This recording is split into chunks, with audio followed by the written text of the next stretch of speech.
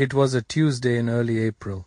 Daniel Mercer left his keys on the kitchen counter next to the Keurig, picked up 2 bags and a folder of documents, and walked out of 1847 North Damon Avenue, 3rd floor, Logan Square, at 8:37 in the morning. He didn't look back at the building. By 9:47 a.m. his phone had rung 11 times. He watched every single one. He didn't answer. Not because he was angry. He wasn't. Or if he was, it was the kind that had been sitting so long it had turned into something quieter and more permanent. He didn't answer because the person who had already said everything that needed to be said wasn't him. It was Rachel, and she didn't even know she'd said it. You want to know how a man walks out of a 7-year marriage on a Tuesday morning with 2 bags and a folder, calm, clean, no scene, no warning, and how the woman who caused it never saw it coming. The answer starts 62 days earlier, on a Blue Line train with the wrong phone. It was a Tuesday in early February, Chicago in winter, the kind of cold that gets under your coat and stays there. Daniel was already 11 minutes late when he grabbed his keys off the kitchen counter at 1847 North Damon, kissed Claire on the top of the head, and walked out. He didn't notice until he was on the Blue Line, heading toward downtown, that the phone in his coat pocket wasn't his. Same black case, same iPhone 14. He'd bought them together 2 Christmases ago, matching phones, because Claire said it was easier to share a charger. He hadn't thought anything of it at the time. He noticed the difference when he reached for his calendar and saw the wallpaper. Claire and her sister Rachel at Millennium Park, summer 2022, the bean behind them, both squinting into the sun. He wasn't going to go through it. That wasn't who he was. He picked it up to text his own number so she'd know where her phone was. That's when it vibrated. The contact on the screen wasn't a name. It was a single letter. He stared at it for 3 full seconds.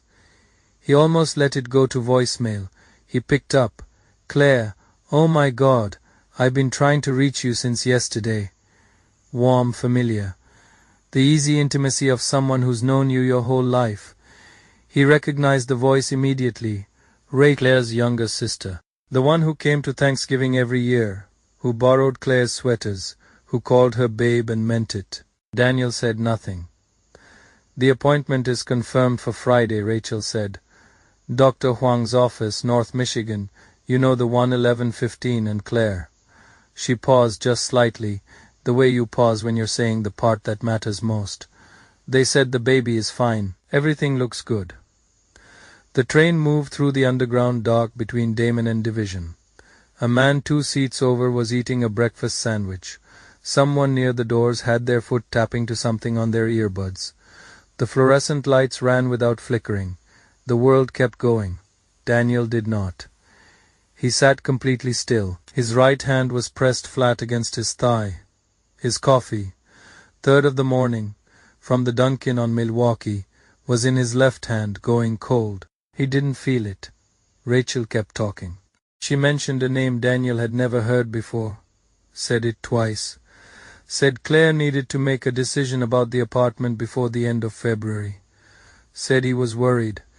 Said he had asked about Daniel twice last week, as if Daniel were a logistical problem, a detail to be managed, something to account for. She said, "You can't keep doing this, Claire. You're running out of time to figure this out." Then she stopped. "Claire, you still there?" Daniel's voice was flat, not cold, not shaking, just completely even. "Wrong number," he said. He ended the call. He set the phone face down on his knee and looked out the window as the train came above ground. Gray sky, the skyline still in the distance, the lake somewhere behind it. He wasn't the father. He had suspected it for 3 years. He had pushed it down so many times it had stopped feeling like a suspicion and started feeling like background noise. The low hum of a marriage that had drifted somewhere he couldn't name.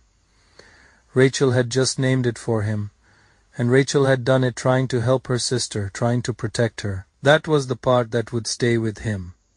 Not the betrayal, not the anger, but the strange flat clarity that the person who loved Claire most in the world was the one who had finally made it impossible to look away. Claire hadn't been caught by an enemy. She'd been undone by the one person in her life who was completely, unconditionally on her side. Before I tell you what Daniel did in the 62 days between that phone call and that Tuesday morning exit, I need you to stop for 1 second. If you've ever had a moment where the truth arrived before you were ready, share this story right now. Hit the share button, and if you're watching this for the first time, subscribe. Because what happens next is the part most people don't expect. He didn't go home. He didn't confront her. He went to work. April, the exit, 2 bags, a folder. The keys on the counter, the Keurig, where both their phones used to charge. He had packed the night before, after Claire fell asleep, moving quietly between the closet and the bags in the dark. He took what was his. He left everything that wasn't. At 9:04 a.m., Claire was served at her office on East Erie Street. By 9:47 she had called 11 times, he counted. He watched the screen light up and go dark. Light up and go dark. The last call came in at 10:22. He set the phone face down on his brother Marcus's kitchen table in Lincoln Square and picked up his coffee and looked out the window. Lincoln Square in early April, a little green coming in. A couple walking a dog on the sidewalk below. The city going about its day. He had been on time for everything. On a Thursday afternoon in late March, Daniel sat in a conference room on the 45th floor of 77 West Wacker Drive, rain on the glass, and read through 41 pages that Stephen Alvarez had spent 60 days assembling. Stephen was a divorce attorney, 4.9 stars on Avvo. A reputation for being thorough, quiet, and completely without sentiment. Daniel had saved his contact 2 years ago and never used it, the way you save a number hoping you'll never need to call it. He had called it on the Wednesday morning after the train, 1 email, 4 words in the subject line, ready to move forward. The 41 pages covered the apartment on North Racine Avenue, registered in Claire's name since April 2023. A full year before Daniel had let himself form the thought clearly. A joint savings account drained by $41,000 between January and March of this year. A name that appeared in financial records 17 times. Everything Stephen needed. Everything that would hold in court built entirely from what Claire and Rachel had already done. Daniel hadn't needed to say a word that wasn't already on paper. He read every page. He signed where Stephen told him to sign. He drove home. He made dinner. February and March, the 60 days of nothing. The hardest part wasn't the silence. Daniel had always been a quiet man. The hardest part was being good at it. Every evening for 60 days he came home to the apartment on North Damon, and did exactly what a normal husband does. He fixed the leaking faucet in the second bathroom. He bought groceries. He asked about her week. He poured her wine and cleared the plates without being asked. He sat next to her on the couch on Sunday nights and watched whatever she wanted to watch and made the right sounds at the right moments. He was so steady, so present, so completely unchanged that there was nothing for Claire to see. He had learned something in those 60 days that he hadn't known about himself before. He was capable of holding something enormous and not letting it show. Not because he was cold, but because he had already grieved it on the train. In those 4 or 5 minutes between Rachel's call and his stop at Clark and Lake, he had felt everything there was to feel, and by the time he walked into the office at 200 West Madison Street, 22nd floor, at 8:58 a.m., he was already on the other side of it. What came after wasn't anger. It was just logistics. Rachel called Claire that Friday. The appointment, Dr. Huang, North Michigan Avenue. Claire went. Daniel was at work. He knew because Stephen had found the insurance filing 2 weeks later, the kind of detail that shows up in paper, that doesn't disappear, that doesn't know it's being looked for. Rachel never knew any of it. She still doesn't know that her Tuesday morning call, made from love, made from loyalty to her sister, was the phone call that ended Claire's marriage, that when she said, "The baby is fine," she was speaking to the wrong person in every sense of the word. Claire wasn't undone by an enemy. She was undone by the one person in her life who had never been anything but completely, unconditionally on her side. That's the part Daniel thinks about sometimes. Not the betrayal, not the $41,000, not the apartment on Racine.